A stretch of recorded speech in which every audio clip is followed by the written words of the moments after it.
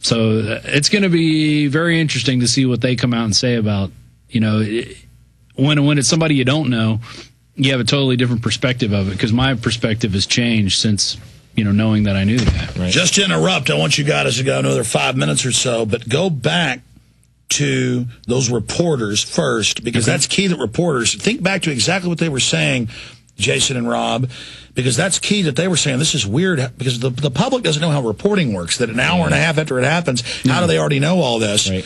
And these guys were, they knew exactly. And then go back to the house and the neighbors. I mean, let's really debrief, really think of things you didn't think of. Why don't you go first? Go back to your memory. Think of what you didn't talk about. All right. You were at the... you hit that press conference area first, so what were they talking about in the press conference when you got there? So when I first walked up, there was a gaggle of journalists and their camera people, and they were shooting the building. So I walk around the side and tried to find a good shot. As soon as I got there, I noticed that there was a large group of official people walking up. It was Acevedo, Leffingwell, this fire chief. And so I squeezed into the gaggle trying to get in to get their comments. And as they were, giving us all the points that they had previously agreed to let go, you just kept hearing these whispers like, boy, this is really quick. I can't believe this stuff is coming out so quickly. And they just seemed really surprised at how this was unfolding. Yeah.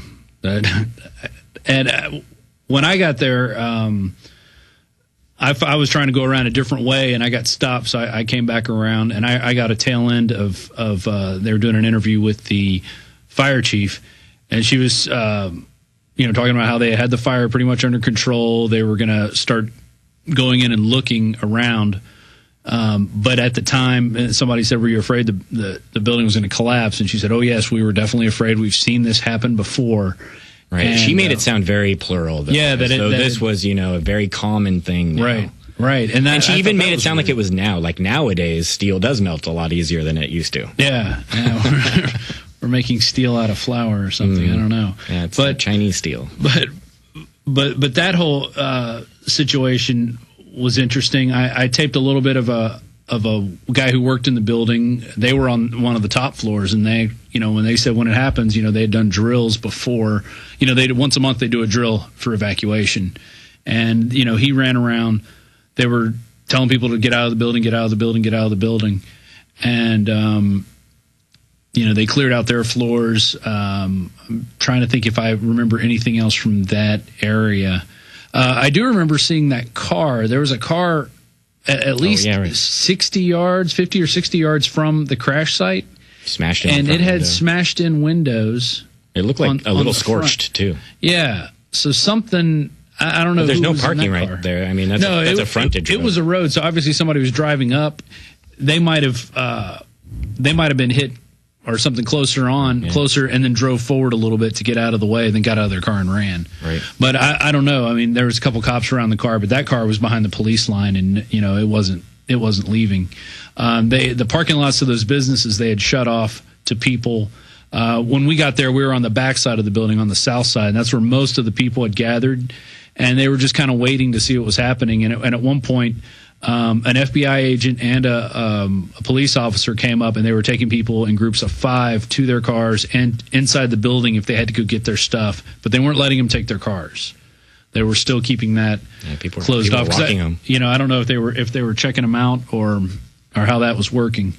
So then we got the text from Craig giving us Joe's address, and I'd never been to his house. I'd always seen him either at practice or at the gig, and so I had no idea where he lived. But we get there, and it's a middle class neighborhood. Seems like they probably have the HOA in effect, because nobody had any political signs or anything anywhere out like that. Very manicured. I did notice Joe it looked like he had a ton of papers and stuff in his garage, like he didn't use the garage for the car. He used the garage as a storage area. And that looked like, because I'm sort of a pack rat myself, so I always notice those things. Well, the media is already saying he's basically a Tea Partier, as we knew they would do before the media even said this was happening, which is the evidence of it being staged and my hunch being correct. We'll continue to cover this at 11 a.m. tomorrow, continuing tonight at Infowars.com and PrisonPlanet.com. Anything else you gentlemen want to add? I thought it was interesting that the neighbors really didn't know the guy. He had been there for 3 years is what they said. One lady had moved in 4 years ago, and she said he moved in about a year after. Another guy had been there 15 years, and he moved, he said, I'd seen the daughter and the wife, but I never saw the guy. I never saw Joe. So I don't know if that just seems odd. Joe was always, personable. He wasn't outgoing, but he was never rude to people. I never saw him, act like that. But he was, kind of an intense, introspective type guy who seemed to be very intelligent, very, very intelligent. Like I was, always kind of taken aback by his being able to throw out, different key changes from songs that he'd been, played 20 years ago. He's like, oh yeah, that goes to this, this, and this. So he definitely had some, musical talent. He was a bass player and a keyboard player. Well, whatever happened, we're going to try to get to the bottom of it, and we hope this isn't a false flag, but the evidence is unfortunately all pointing that direction. We're going to go back to rebroadcast, ladies and gentlemen, for all the Infowars.com and PrisonPlanet.com listeners at 11 a.m. tomorrow. We'll continue to cover this. Why is it important? Not only has he died and somebody else is missing and 2 injured, they're going to use this to demonize the American people and the Tea Parties. As I predicted at the start of the show, before they even said it was Tea Party, it's now all over the news. This is the direction they're going in. This is just the second. We know the underwear bomber was staged. This appears to be staged. If this is confirmed, we're in deep trouble.